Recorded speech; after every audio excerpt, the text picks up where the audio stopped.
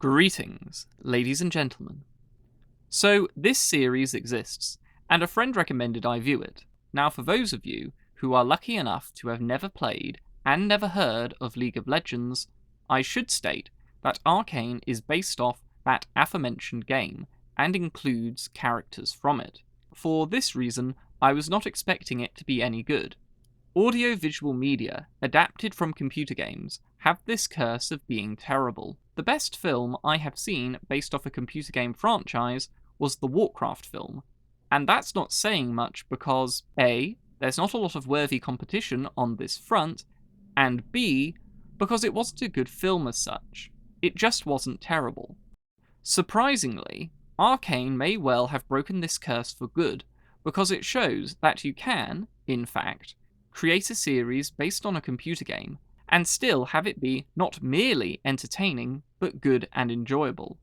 That's right, ladies and gentlemen. Arcane is actually good.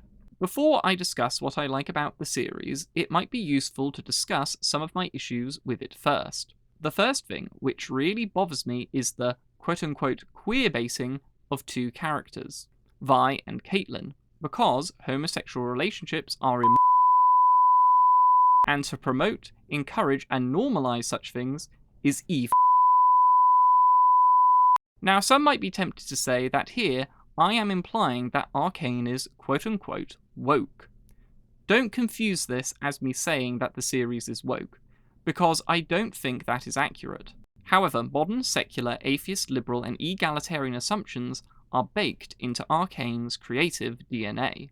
For instance, religion does not appear in any form in the story, unless you count a strange and wholly symbolic baptism scene. I cannot remember seeing something equivalent to a church building, let alone a reverend, pastor, or priest. There is no sense that anyone has faith in any divine power. Now, Jace and Victor do believe in the power of technological progress to better the life of the common man and bring the city of Piltover to new heights, so I suppose one could argue this is a religious motivation, but otherwise, faith has no appearance in the world. Speaking of Piltover, one of the main settings of Arcane, it looks like an idealized Western capitalist independent city-state, without the democracy and some hot-button social issues, with a steampunkish makeover, teleported into a fantasy universe where magic and dragons exist.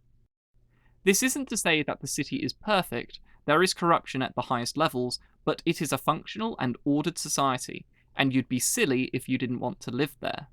Arcane's setting demonstrates the intelligence of the writers, because if the story took place in any other part of Runeterra, aside from Belgewater perhaps, the setting would be too generic and wouldn't be interesting or easily understandable. You don't have to play League of Legends or read its lore to understand Arcane's story and world, because of its relatively grounded setting and its limited fantastical elements.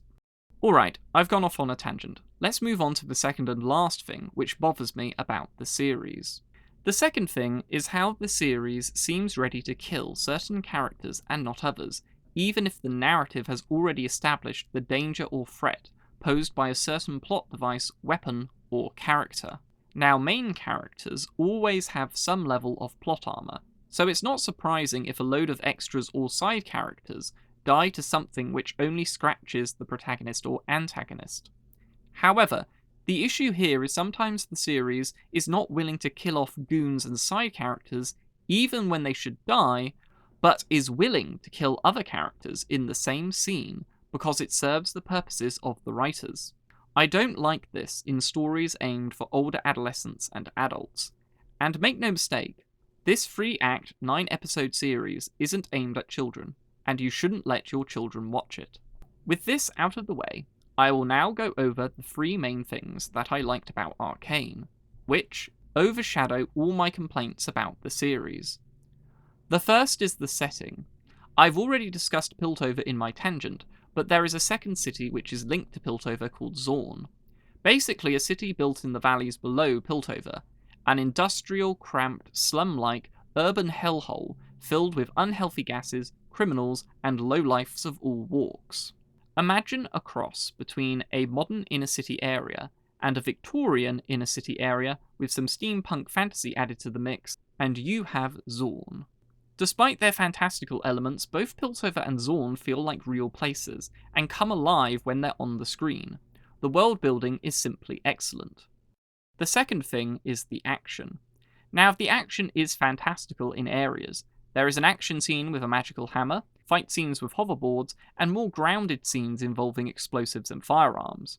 These are all fun, but what I want to focus on is the boxing in the series because it is done remarkably well. The animators and choreographers did their homework and definitely consulted some martial artists because the movements, the punches, and the general tempo of the fights is on point.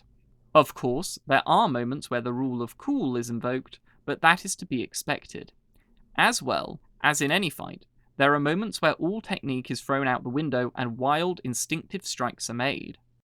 Now obviously, fighting in the Western boxing style, while wearing oversized heavy metal gauntlets, would come with its own problems, which I'm not going to discuss. And if you did manage to land a hook or uppercut to the ribcage of your opponent while wearing either of these pairs of gauntlets, you'd shatter all his ribs and his internal organs would be pierced and split open by his own bone fragments. This is never shown happening to anyone hit by either of these pairs of gauntlets, but it's easy enough to suspend disbelief here. My favourite fight scene, though, is where two groups of characters are in a bare-knuckle street brawl, and only one of the characters, Vi, tries to fight with proper techniques, and shows any signs that she has had boxing lessons. Everyone else throws wild punches and tries to push their opponents to the ground and clobber them into submission, which is exactly what one would expect from teenagers who don't have any formal training in any martial disciplines. The scene is raw, and is also the most realistic fight in the series. The third and final thing is the characters and their characterization. I could talk for a long time on this subject, but I'll try to be quick, since the review is getting too long for my taste. All the characters, even the ones I didn't like that much, have clearly defined motivations and personality traits, which meant that at any given point in the story, I could accurately guess what their actions or reactions would be to foreshadowed events and reveals. All the characters act within the confines of their established personalities, and not for the convenience of the writers, which we've become accustomed to seeing in modern media. It is a breath of fresh air to watch a narrative unfold where every character acts as he should, and where every character's actions make sense. What is also done well here is the conflicts, and I'm not referring to the physical or action-orientated ones.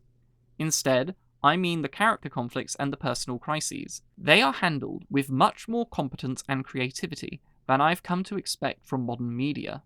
For example, the character Jace is a charismatic idealist who wants to make the world a better place with his technological innovations, and is truly dedicated to Piltover's identity as the City of Progress. In the second act of the series, Jace is promoted to a position of high authority, and comes face to face with the milquetoast corruption of the other rulers in the city, and the unpleasant realities of power and politics come into his vision for the first time. Often, when a writer sets up a conflict or challenge like this for an idealist character, it is so he can initiate a transformation where the character becomes jaded and cynical, loses his idealistic motivations, and becomes a shadow of his former hopeful self.